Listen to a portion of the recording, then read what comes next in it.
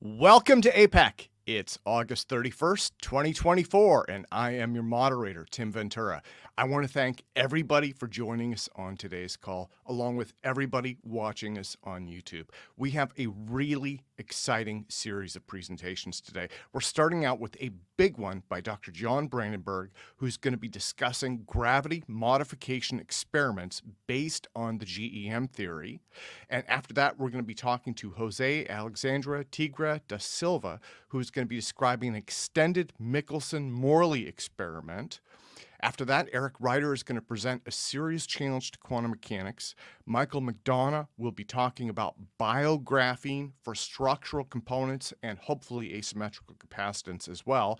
And Gerald is going to describe his work with EM coils and transverse gravitational waves. So a couple of quick notes before we get into things about what has been going on, I guess, in our community. I've been working pretty closely with our lab teams. I'm really excited about all of the progress that's going on. Things are surging forward, both in the UFO community as well as our experimental community, as well as the theoretical physics community as well. So there is so much. But a couple of things that jumped out at me are, in the last week, I believe Jim Woodward and his team with Curtis Horn are looking at upgrading their vacuum chamber. And they're also looking at making some other modifications there. So if you remember, one of the things that we had talked about was the peak thrust versus average thrust, 2 millimeter versus 1 millimeter piezos. They believe that they can create even better results with that. And this vacuum chamber is kind of a step in that direction. So also Mark Sokol has obtained a metallurgical microscope, and he is doing ARTS parts UFO wreckage analysis based on that. Again, this is a verified piece of ARTS parts. We do have a complete chain of custody there.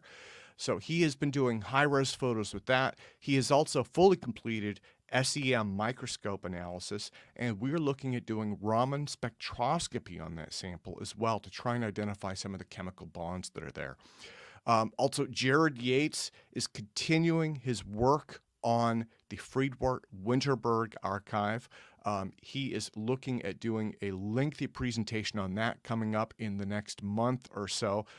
Again, Friedwart-Winterberg was a contemporary and close friend, as well as a colleague, of Dr. Edward Teller, Werner von Braun. I mean, many of the heavyweights that really established the current scientific paradigm that we live in. So these are just a few of the many, many things that are going on. I don't want to leave any out, but there's just too much to cover quickly.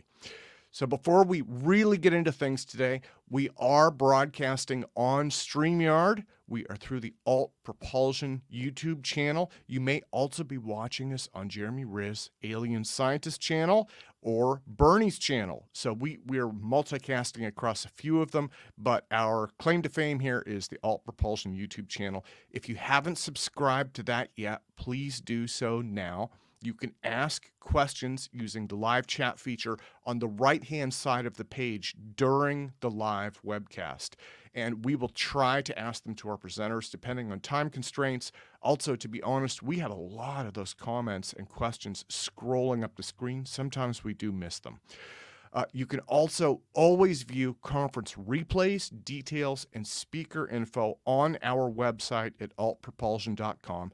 Just as a very quick aside, what I've been doing is loading these YouTube basically presentation archives into the page themselves. So if you go to the website, you can see it there. You can also see it on the Alt Propulsion channel.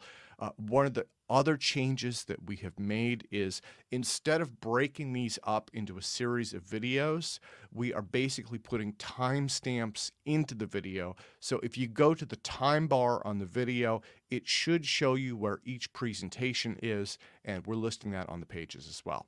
So I know that is a lot, but that starts us out again for August 31st, 2024. I want to launch right into, again, so exciting, Dr. John Brandenburg, gravity modification based on GEM theory. He's going to be presenting the results of a recent gravity modification experiment based on GEM unification theory, which combines gravity, magnetism, electricity, and other forces into a single controllable force to power aircraft, spacecraft, and other vehicles. So without any further ado, let me bring Mr. Brandenburg in, and I will put up his presentation as well. Always a pleasure and honor to be on your at your APEC conference, especially presenting. Well, John, thank you very so much. much. I should tell people, just again to archive this. You called me earlier in the week, and you were figuratively jumping up and down. You were like, "This is so exciting, so exciting!" So here we are. After years of being told to be quiet, I've suddenly been told, "Show your stuff." Okay, well, so I'm managing the slide deck, but just give me a back or forward, and I will do that. And I'm going to take myself out and hand things over to you. Without further ado, welcome to the age of laboratory gravity modification. I'm going to present experiments that you guys can perform in your garages or laboratories yourself. You can see for yourself. And like I said, 2 weeks ago, I was waved ahead to start presenting all of this stuff and publishing it. So without further ado, laboratory demonstration of gravity modification by EM fields through GEM gravity unification theory. And Ken Doyle was my chief technician. A lot of these slides are taken from a DARPA, a presentation to DARPA, where they told me, "We don't want you doing any experiments, only do theory." Yes, sir. Please sign my check. All right, forward. Okay, I'll talk about just myself very quickly, just so you know who I am and my kind of license to do this sort of work. Okay, we'll talk about evidence of gravity modification and context in terms of the GEM theory or unification theories. The requirement to search for a unified field theory of E&M and gravity, Einstein's work. I'll talk about this stuff very briefly. We're going to get to the experiments as quickly as possible. Summary of the GEM, and then we're going to talk about the basic equation coming out of the GEM, which is called the vacuum Bernoulli equation for gravity modification. Just like the aerodynamic Bernoulli equation gives us flight, this will give us flight even in a vacuum. So then I'm going to talk about demonstration experiments at length. I'll spend most of my time doing that. And then I'll discuss a new report confirming Jack Sarfati's metamaterial theory in connection with this gravity modification. Then I'll summarize it for you. Forward. Okay, since 1981, when I got my PhD at Lawrence Livermore Lab, and by the way, I had the great pleasure and honor of meeting Frederick Winterberg several occasions, and he came to the lab, and I remember him arguing with my thesis advisor about stuff. It was great. Anyway, so I've worked on, I was trained to do fusion, but I'm doing plasmas, and became an astrophysics. Plasma physics and astrophysics are just Siamese twins, and then unification theory, and then of course on Mars. Next. Okay, yeah, just anyway. So okay, I've had a long career in aerospace. You know, as a aerospace contractor to the Defense Department and Department of Energy, and even to NASA. So on we go. Forward. Okay, now gravity modification for unified field theory. Okay, we know we have four forces operating in that we know about in the universe, the cosmos, that explain most 99% of what we see in the cosmos. You can't ever explain everything. But there's the strong force that leads to nuclear power, nuclear weapons, nuclear reactors, fusion reactors. That's what lights the stars. Then we have the weak force that also works together, and those are guys that are short range. They're realm of action is about the size of a subatomic particle. So they're short range. Then we have the two long range forces of in the universe, the electromagnetic force and the gravity force. They're long range. They go all the way across the universe. Now we also have a universe that is dominated. It started out as a vacuum, and then 1 second later, it was an expanding fireball composed of hydrogen, which is two particles, the two stable charge the only two stable particles in the universe, subatomic particles, electrons and protons, and they're both charged. So we went from having one force and a vacuum, a Planckian vacuum full of Planck masses and antimasses. Then 1 second later, as near as they can reconstruct, we had a expanding fireball of hydrogen with gravity and E&M forces in it. So Einstein attacked this problem. He thought he was certain you could isolate the two long-range forces. And he also said somehow hydrogen is the key to understanding matter, which is, of course, the source of charge and mass that drive the gravity and E&M forces. Next. Okay, here's gravity, the gravity constant, big G. Two rocks out in space, they attract each other with a force that's 1/r squared. And the product times the product of the masses times big G. Big G is arguably the most important number in the cosmos. Next. Okay, now it had been reported by Kozyrev, a Russian scientist in 1968, that when he spun gyroscopes with E&M Tesla three-phase power, if he spun them so they were spin vector down, they lost weight. If you spun them at 90 degrees to the gravity vector, they lost half their weight. They lost half what they did when they were spinning down. If you got them spinning straight up, they didn't lose weight at all. So it was a half angle spinner relationship. Very strange. We got some money together and Hayasaka and Takeuchi in 1989 did the same experiment, and they got the same results. We got some support to repeat the experiment in as much detail as we could. We did everything exactly like Hayasaki and Takeuchi reported, and we got the same result. So this thing is real. Now, there was a guy, some smart aleck from University of Colorado, took a gyroscope and spun it with compressed air and got no results.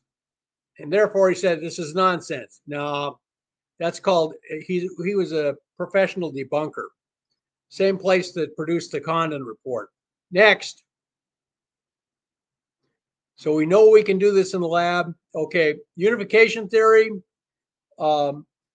Einstein's great quest. Hey, Al Einstein, he was a really smart guy. So if he says something can be done, who are we to argue with him? But he didn't like quantum mechanics, but it turns out quantum mechanics is the key. Next. Planck scale is determined by quantum mechanics. You have a length, and it all depends on big G and Planck's constant and the speed of light. So there's a Planck length, Planck's, defining length scale, and then you've got a Planck mass, and then you've got even the Planck charge. Next. The basic gem theory is that gravity fields are equivalent to arrays of what's called E cross B drift. That's from plasma physics. You can look it up on the web. And it affects all particles, regardless of charge or mass. Even though it's a pair of E&M fields, it looks like gravity. because it affects all charged particles, regardless of charge, regardless of mass, the same. Okay, also, the second postulate is that gravity and E&M exist because electrons and protons exist. That is, electrons and protons separated from the Planck scale became two separate charged particles at the same time that gravity and E&M appeared as separate forces in the Big Bang. So those two things were correlated. Next.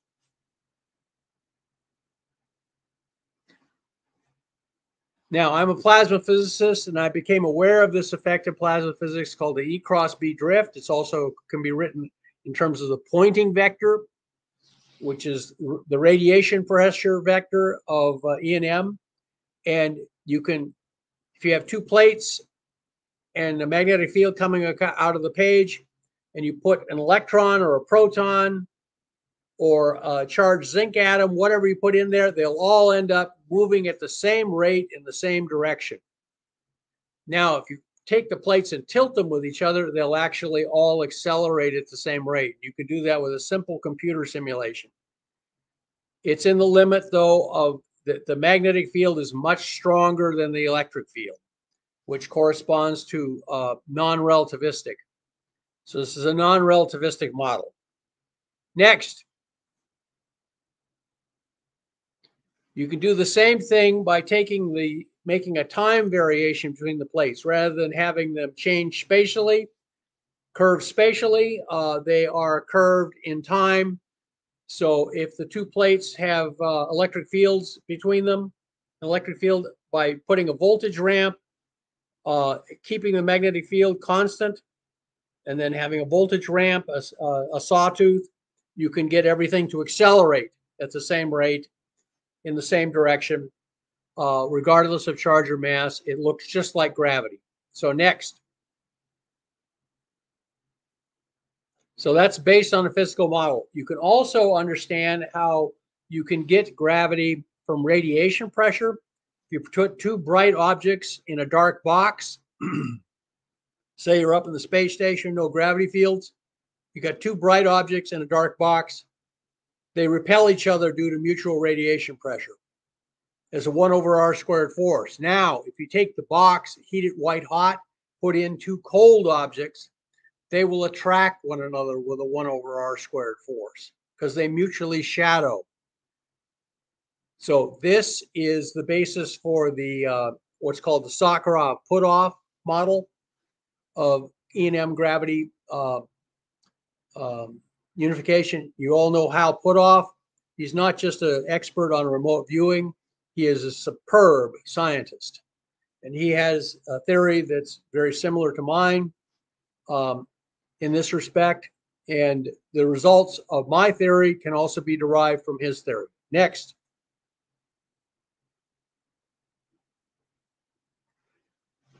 One of the things that happens is we know from quantum mechanics, we're surrounded by a sea of electromagnetic energy called the zero-point fluctuation, the ZPF. In my theory, that vanishes. It self-censors. So in a sense, the E&M fields that are creating all of this energy around us also create anti-gravity, so the universe doesn't collapse into a black hole. So there you see, merely by the fact that we have the existence we have, that E&M and gravity can neutralize each other. Next. Okay, so then there's a second gem postulate. That's the separate appearance of electrons and protons being correlated with the separate appearance of gravity and E&M. Move forward. I'm not going to go into this in detail, but it's there. You can see it in the literature. Next. Here's the correlation that the mass, the square root of the mass ratio between electron and proton is correlated with the logarithm of a fifth dimension that expands out from the it's a Kaluza-Klein fifth dimension that expands out from the Planck scale.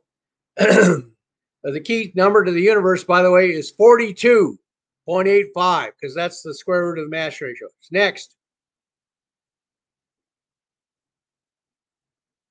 you can invert these formulas and get formulas for the proton mass out of the vacuum, leading to hydrogen, and then also the strength of the gravity constant. Next, I'm just very quickly summarizing this. The resulting formula for the gravitation constant is the most accurate formula known from a physical derivation. I mean, anybody can, if you put enough diddle factors into an equation, you can get the gravitation constant. But this one does not use any diddle factors. It's a physical derivation. Also, you get the mass of the proton. You can get the mass of the electron too, but the mass of the proton is the simplest, and that comes into within 4 parts per 1,000. And the G you can get to parts per 10,000. Next. So this theory is solid. It also says that just like you can bend starlight, which is electromagnetic radiation, with gravity, in this theory, you can also bend gravity with starlight. Next. You can derive from this theory using this E cross B drift model, time with a time variation on the E cross B drift speed to make gravity, and then Newtonian gravity theory, and because we're doing it in a non-relativistic limit, then also the Poynting's theorem. And you put that all, mix it together in the pot. Next.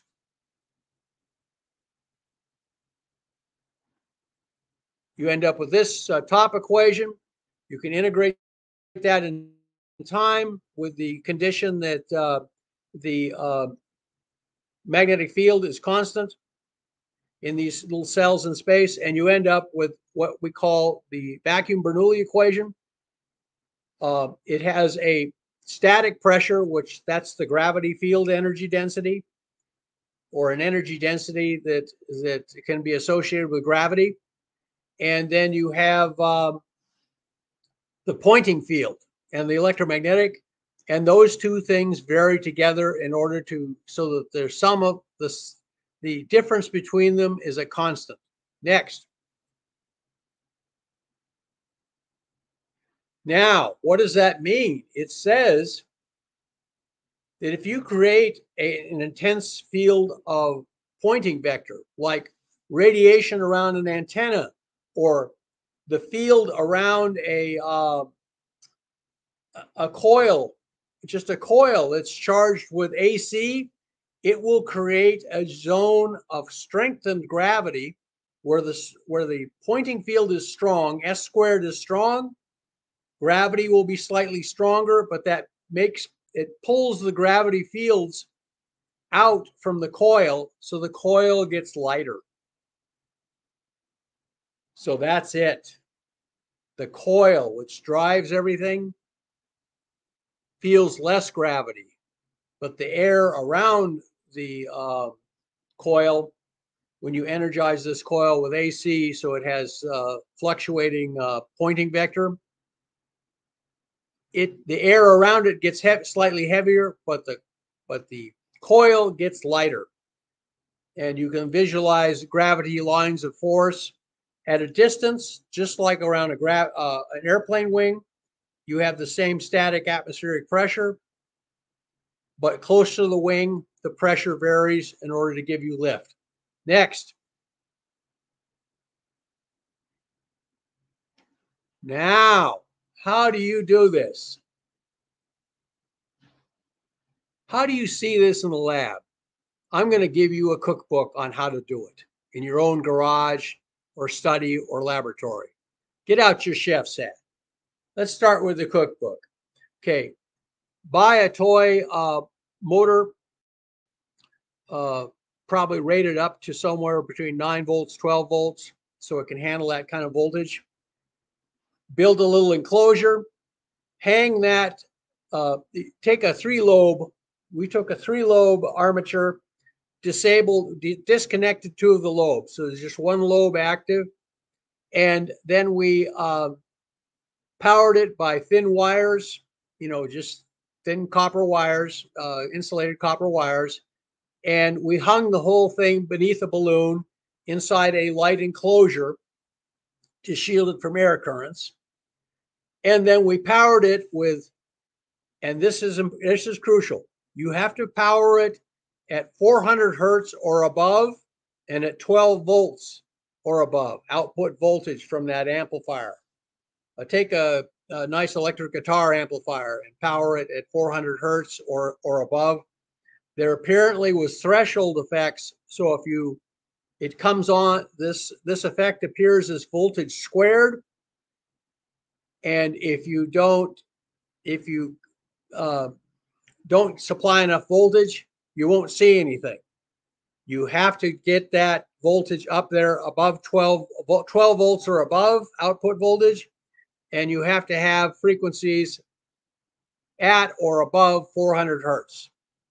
Next. Okay. To create an enclosure, we just got some PVC pipe and put clear plastic, painting cloth wrapped around it and secured by tape. So we would have a nice phone booth kind of sized thing where there would be still air. Could be isolated from any air currents. Next.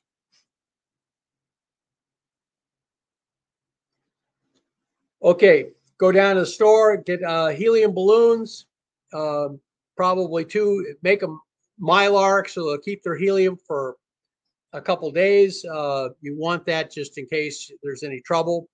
Like any experiment, there's a certain amount of futzing around before you get the thing to work.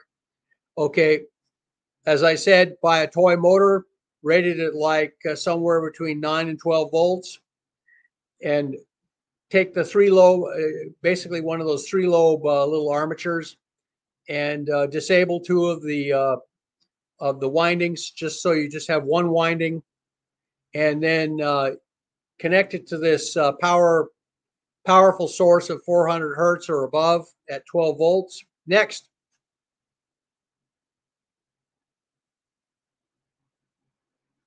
Okay, place the balloon coil assembly in an enclosure in equilibrium away from the walls, and it'll form a nice equilibrium where the coil is connected with the wires, and the wires are being pulled off the floor. So the balloon will pull the coil up until there's enough wire weight to balance so it's supporting the weight of the coil plus the wires dangling beneath us. So it finds a equilibrium position.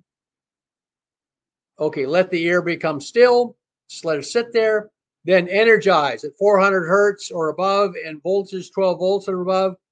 The coil will rise instantly. This power is applied and sink instantly when the power is withdrawn. It'll try and find a new equilibrium, pulling more wire off the floor because the coil gets lighter. And you turn it off, the coil gets heavier and it sinks back down to put more wires on the floor to find a new equilibrium position. And I'm going to show you a video of that. Next.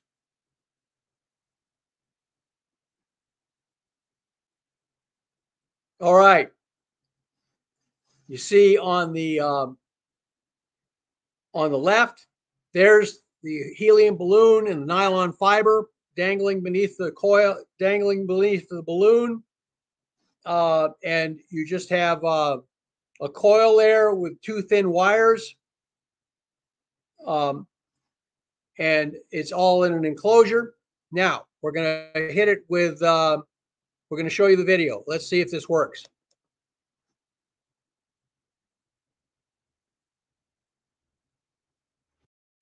How about that?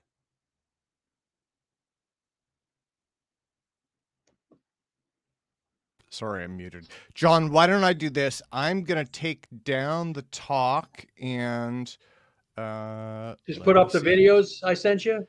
Yeah. Or just link directly to the videos. Yeah, I'm sorry. This is just not No, that's okay. That's okay. We'll get you taken care of here. So We're let me see. still in the stone age of actually doing these conferences. A lot of stuff that we'd like to do doesn't work first time we do it. Okay, yeah, put up the video. Okay, okay. And so share screen, GEM test 2. Okay, and yep, there we go. Okay, here's the voltage. Watch this thing. Watch the coil. Turn on the power, it rises instantly. Power on. Up to 12 volts. Turn it off. It drops. Repeat the video.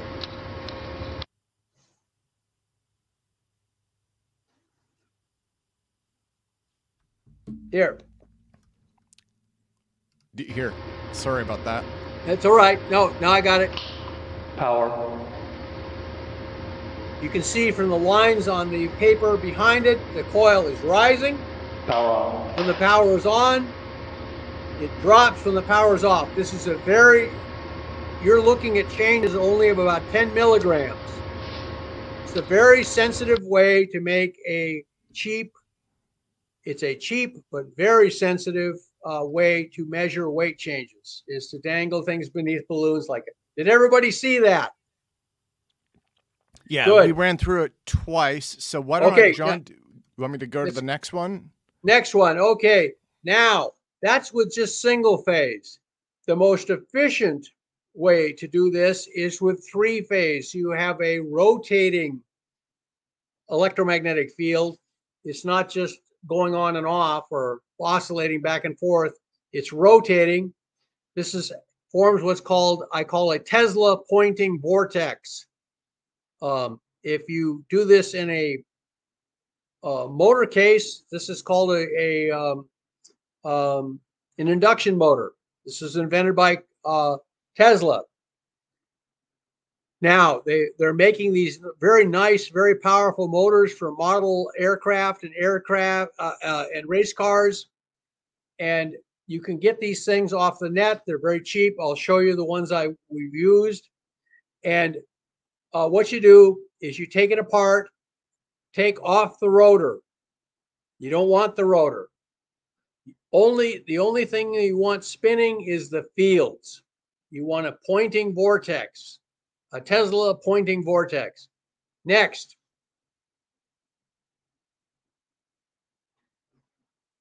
Okay. Now, if you put this on a sensitive chemical scale, here's what you're going to see. Go launch. Okay, let me take that down. And so this is GEM test 1. Hopefully this is the right test one. That's it. Okay, now see, now I want you guys to notice there's a negative sign here. It's losing weight. There you go. Okay, repeat. Okay, here, I'll repeat it. You turn it on. We're using liquid metal contacts. It loses, we turn it on, it instantly loses weight. And then you turn off the power, it regains its weight. I'm going to do this one more time. Yeah, there you go. Okay. It's that simple. We also suspended the coil by a nylon filament above the scale and ran it. It didn't affect the scale at all. There was no electromagnetic interference on the scale. And the earliest results, you saw the balloon thing, that was entirely mechanical. So it can be done right in your lab. Now these are small changes. Okay, now people complained that we were running the coil on top of a electronic scale, which was the most sensitive way to do that. So what we did is we got a load cell. We built a framework using plexiglass. We got a electronic load cell, and we got one of these coils from these brushless motors, took out the rotor. So we just had the coil with the spinning, the pointing vortex in there, Tesla pointing vortex. And we also connected it by liquid metal contacts, so there was no forces between the forces. There are no forces, or only very tiny forces between the electric contacts and the actual coil. We also put the whole thing under a plexiglass dome to isolate it from air currents. And so now the idea is that we were isolating the weight measuring device, the load cell, so it's far away from where the fields are. And you can make that wire, that thing, as long as you wanted. We had to make everything fit under this dome, so we made it. But we have a T at on a plastic bar on top of the load cell end, and we dangled two fibers, nylon fibers down to hold up the coil and support it as it dangled its three-phase current connections into the liquid metal. We use Galveston liquid metal. I don't recommend anybody using mercury unless you want to get mad as a hatter. So here's the results. Next. Oh, I'm sorry. Here is the motor we used. It's a Gould RC brushless motor with ESC waterproof brushless motor combo, 34 kV brushless motor for 1/10 RC truck motor airplane. And I'm sorry, I don't know what that VI anyway. So you just go on Amazon.com. You can order it for like $40 and it comes with its own power supply. It runs on 12 volts. Now, there's only one problem. This thing is optimized to run model aircraft or model trucks, cars, so that when you raise the power, it has a power buffering system. So the power does not come up to maximum except after a time lag, and that's to prevent breaking gears with high torques or spinning tires, things like that. They didn't want that, so there's a certain amount of power buffering, so you don't get instant results. I'll show you the results in a minute, but anyway, you can get this right off that. Okay, here's the load cell we used in the experiment. Load cell sensor part RIPG 300 gram. It was a 300 gram capacity load cell, aluminum load cell. And okay, here's the readout, the data readout for it. Next. You can buy this with it. I think this thing was about $150 altogether. This stuff is inexpensive and widely available now. So Lodestar, I would recommend just don't try to be imaginative unless you've got stuff sitting around in your laboratory that does similar things. I would try to duplicate what I'm showing you exactly, because you never know. There's always hidden variables in these things. Next. So that's the basic hardware. Now, we would wait for this thing to be nice and quiet. We kept everybody out of the room. So there was not only do we have it under dome, but we kept everybody out of the room for 2 hours before we actually started it. Then we fired it up and it started losing weight. And then we would turn off the power and it would regain it. You can see that sawtooth. So it rides up back to its old weight. And we did that twice in this experiment. And we ended up losing 150 milligrams, a tenth of a gram type weight losses. And you can do this for like about a $200 experiment. And it's nice and clean because the load cell is well separated from the coil. So no one can claim that the load cell is talking. There's electronic crosstalk between the load cell and the coil. And all of this stuff is very standard. So I'm telling you guys how to do this yourselves. And please don't let anybody complain, oh, Brandenburg doesn't know what the hell he's talking about. Unless they have repeated this experiment. And the balloon experiment is even cheaper. All you need is a guitar amplifier, electric guitar amplifier, to give you that 12-volt output at 400 hertz. So next, we also did a no result experiment where we supported the coil. So there was just a little bit of weight on, there was still only a tiny amount of weight on the load cell. And we turned it on and off. And this is just the standard noise we saw. So we saw no effect without power. So friends, we now are living in the age of demonstrable gravity modification in the lab. These experiments are simple, they're straightforward, and they don't cost very much. So I urge you to reproduce these results. Get your own bragging rights. I was waved ahead on this. These results are like 2 years old. Suddenly, the people I talked to, like at DARPA, they said, we want you to publish it. Something has happened. The government wants it out now that electromagnetic gravity modification is now possible.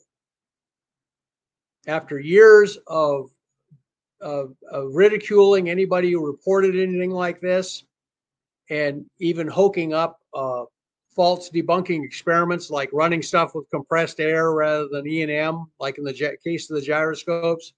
Now, suddenly, it's all out there and you can all do it. Now, you can do this for like about $200. Just imagine what Uncle Sammy can do if he throws $100 billion at this. So I am quite confident now that the US government has mastered anti-gravity technology and we have our own flying saucers flying around. So we have achieved a fundamental level of parity, technological parity with some of the people visiting here. Now, we haven't got warp drive yet, but hey, we don't need warp drive right now. We, by the way, my theory, the GEM theory, says that if you want to modify gravity, that's bending space-time. If you want to get warp drive, you can twist space-time into a pretzel. That's warp drive. It requires more power, but the power level should not be prohibitive. We should be able to do this, just like Captain Kirk in the Enterprise. So, friends, next.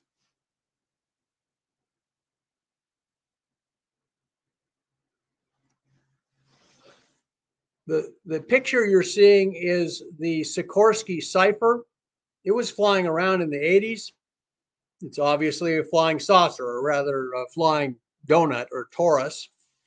And it was based on the aerodynamic Bernoulli equation by a very skillful use of that and use of modern materials.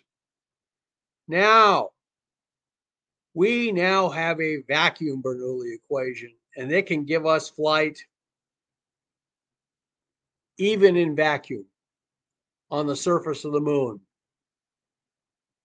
So it has the same, if we look at the Bernoulli equation, it's got a static pressure and a dynamic pressure, rho v squared. It's got P plus rho v squared. That's constant. There's a plus sign between them. In the case of the vacuum Bernoulli equation, there's a negative sign between them. But that just means you have to rearrange things slightly. There's nothing that it's not an impediment to developing flight technology at all. So it can be done theoretically, and now you could do it in your own garage, your own laboratory. So please don't let me hear a chorus of complaints about Brandenburg. Oh, he misspelled words in his presentation. Oh, Brandenburg's just a plasma physicist. What does he know about gravity and electromagnetism? No. Repeat the experiments as I have described them in detail, and you will see these same effects. And realize that we now live in an age of gravity modification technology. Because if you can do this stuff very simply and cheaply, just imagine what the US government has done already. Apparently, the government has had this technology now for decades. So we have a fundamental level of technological parity with the ETs, good and bad. Now, another thing that has happened simultaneously with this was published in October. We made the first presentation of this, by the way, back in 1998. And we were basically told not to talk about it anymore. So we didn't. Yes, sir. Please give us more money. They didn't give us more money, but they told us if you want any more money in the future, don't talk about this. Now, people have been putting glasses of water, blocks of ice, and quartz crystals on top of sensitive scales, like the one I used for the GEM experiment. So now we are dealing with highly active materials electromagnetically. Quartz, water, both have very high dielectric constants. They simply irradiated it with a 5-watt laser. Now that's a powerful laser. That'll blind you. So be careful if you do a repeat of this experiment. But look at the weight losses they got. Once again, we're using pointing vector, that's the laser, to modify local gravity. However, this is extremely important. My theory, the GEM theory, and the experiments I did were basically vacuum. Everything was derived considering there was a vacuum. It was the vacuum Bernoulli equation. Jack has added material to his theory. He calls it metamaterial. Metamaterial basically just means it affects the speed of light, local speed of light. So in honor of him, I call this the J factor for Jack. J for Jack. S is already taken. That's the pointing vector. So J for Jack.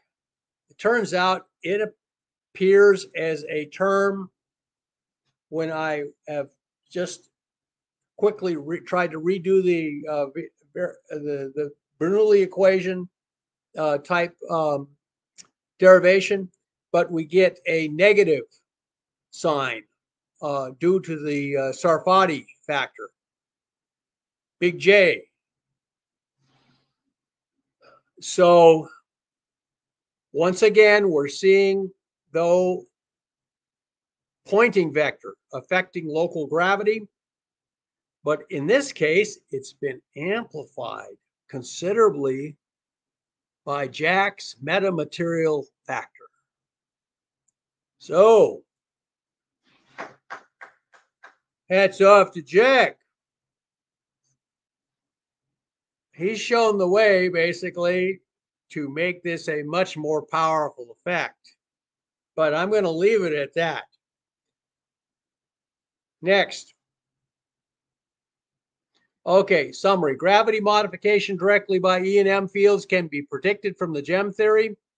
3 experiments can be performed easily to demonstrate small-scale gravity modification. Now, these are in a kind of vacuum limit or just air, you know.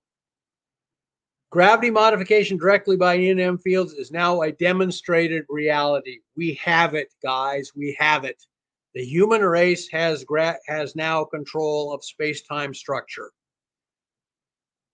And you can see it in a small way in your own laboratory or garage using easily obtained equipment. Now, recent reports indicate Jack Sarfati's metamaterial theory can very greatly amplify gravity modification. This is very important. We got into the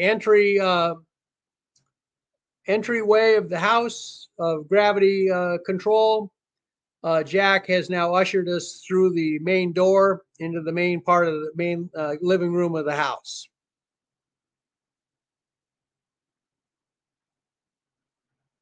Okay, now, people have told me, Brandenburg, you don't know Jack.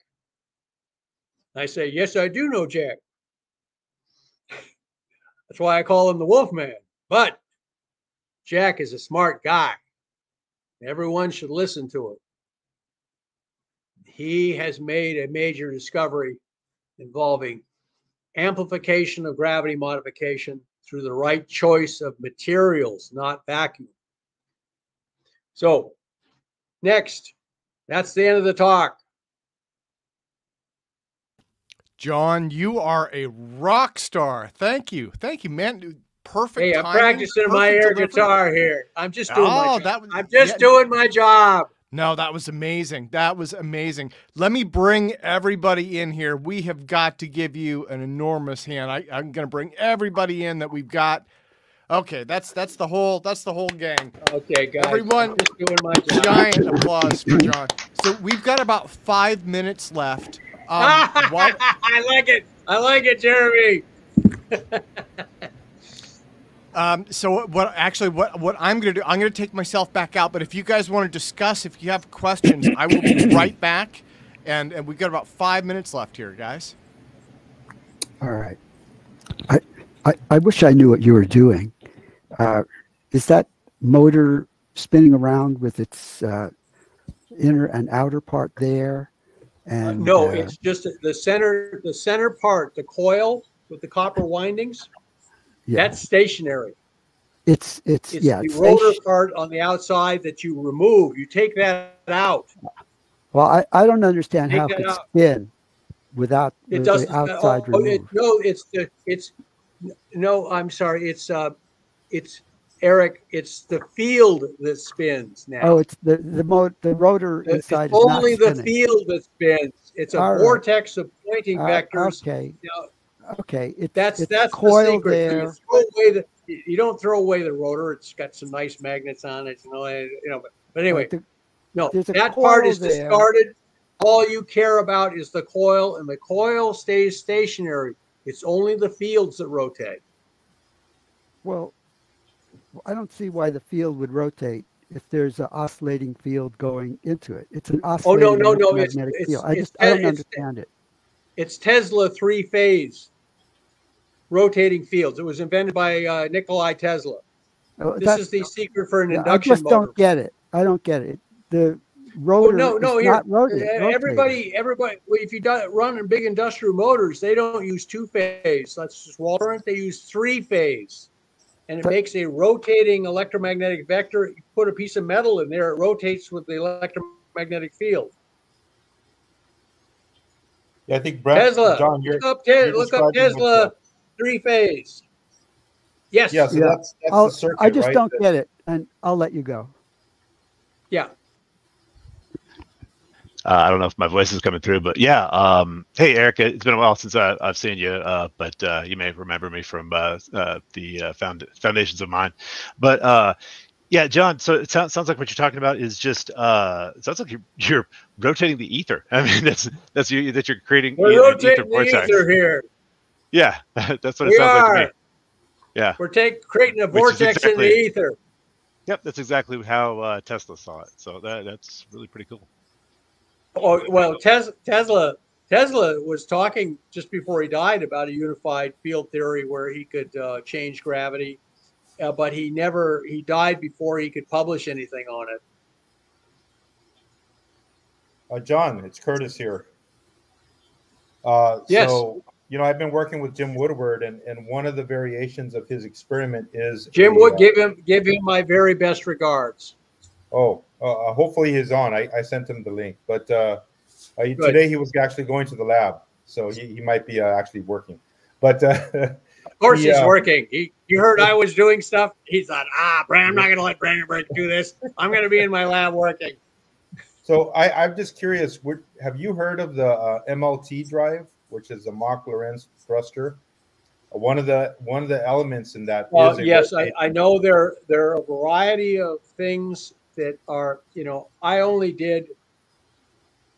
I basically developed this theory, and what kind of fell out immediately was the Tesla rotating the ether vortex thing. Yep.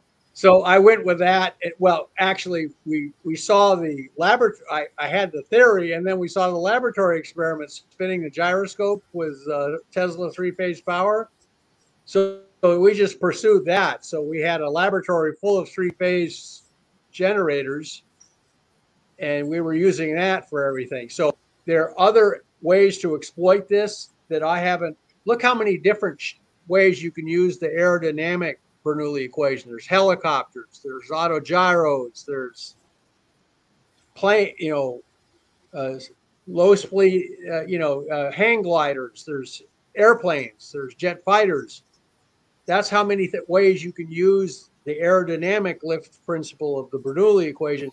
Just imagine if you're able to change space-time with electromagnetism. In fact, don't imagine it. I've seen it, and others have too. Yeah. Once you do this, you'll realize all sorts of technology is now available to us. I actually used Bernoulli in some of my early presentations. I mean, everything you're saying fits perfectly with the way I see the ether model. I'm not surprised at all. Not surprised. I tried to come up with a cool name for it, and I thought, well, I got to connect it with flight immediately, and it looked like a Bernoulli equation. So I said, let's call it a vacuum Bernoulli equation. Yeah. John, one question for you on the motor experiment where you did it like clockwise and counterclockwise or whatever, where you got the 150 milligram loss. There was a slight variation. Yeah. There was a slight variation between forwards versus reverse, and I was wondering what accounts for that slight offset there. That the slight. Unfortunately, the power supply was just not an instant on, instant off thing. It had a power buffering system to avoid people from breaking gears in their little models and stuff and spinning tires. So what they did was, so what you saw was a longer pulse. I mean, my chief technician's very talented guy, Kenny Doyle. He was running this thing, and he just. Here's another bit of phenomenology. If you run the thing too long, the Gallistan metal, liquid metal, starts getting hot and it expands. And believe it or not, it creates a tiny difference in buoyancy force. It's got copper electrodes in this thing. And it starts pushing it starts pulling the electrodes down deeper into it. So it doesn't return to its former weight when you turn it off. So we just learned, had to do short pulses, no more than 8 seconds. And the other thing we found was, so we had power buffering issues. So it wasn't instant like it was on the case of the balloon experiment and the electronic scale. And then we had also buoyancy effects on the liquid metal electrodes, stuff we never thought we'd have to worry about, in a sensitive experiment. But so what we always wanted was a very clean experiment where you turn it on, it loses weight, you turn it off, and it goes back to its same weight. And we wanted that to be clear and unambiguous. And that means using short pulses of no more than like 8 seconds, using at least John, this hardware. I think one of the things that you're doing is really very similar to, Jim. Jim has that basically the piezo stack. Oh yeah, no, Jim's got the real effect too. So it's really like he's adding like I had the pleasure of working with Jim. Right, he's adding the mechanical. I had the pleasure of working with Jim. What's that? Oh, I actually worked with Jim for about 9 months. It was great experience. Oh yeah, so basically he's kind of doing a similar thing with the DP yes, he is. in terms of electrical, and then in addition yes. he's having the stack mechanically vibrate, and then the differential masses. So what that does is when things are like weighing less, they're pushing and pulling at different times, and that's what ends up giving him that thrust. Yes. And then when we do the null test, which is 2 equal masses, the thrust goes away. So, but fundamentally, it's tied to the effect that you're describing. It seems. Guys, we're at the top of the. Oh, we're at the top of the hour. I don't want to push us. This is my fault. I did too long of an intro, but I want to try and get to. I want to try and get to Tigray next. So, but everybody, again, John is. I got my rock star. I have a prop here. John is a total rock star. So let us give him another giant hand. John, thank you so much. Hey, I'm just doing my job, you guys. I'm just doing. You got to come back and do updates. Come back and do updates. I want to see updates from you guys. I want somebody to try this shit. Okay, pardon my French. Well, you have to stick around till the end, then when we're in the lab. Make me a liar. Okay, well, guys, I'm going to take everybody out. John, thank